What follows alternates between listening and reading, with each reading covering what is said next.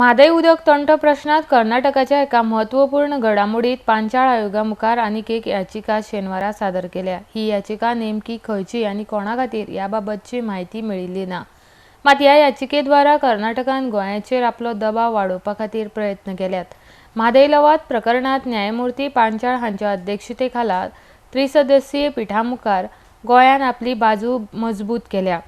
फाल्यां सोमारा सावन परत सुनावणी सुरू जाता। गोंयामार्फत जलतज्ञ डॉ.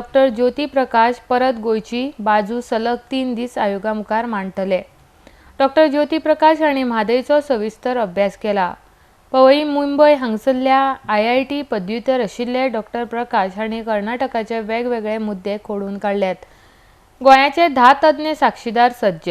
गोंयान आयोगामुखार आपली बाजू भक्कमपणान मांडिल्ली आसतना कर्नाटकान 200 ते 300 प्रश्न न्यायालयांत गोंयाचे साक्षीदार आशिल्ल्या मुखार मांडल्यात। गोंयान डॉ. ज्योती हांचे प्रमाण सुमार 10 तज्ञ साक्षीदार तयार केल्यात, जे म्हादयचे म्हत्व लवादामुखार सादर करतले। कर्नाटकाच्या ह्या पार्श्वभूमीचेर गोंयाचेर न्यायालया भायर वचून तोडगो काडपाक राजकीय दबाव हाडपाचे प्रयत्न सध्या सुरू जाल्यात।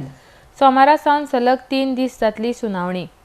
सोमारा सावन सुरू जावपी सुनावणे खातीर गोंयांतल्यान जलस्रोत मुख्य अभियंते तशेंच राज्याचे ॲडव्होकेट जनरल हांचे सयत वेगवेगळे अधिकारी आयतारा दिल्लीक गेले। सोमारा सावन सलग 3 दीस सुनावणी जातली, तातूंत गोंय सरकार आपली बाजू मांडटले। आरडेक्स गोवा ब्युरो रिपोर्ट।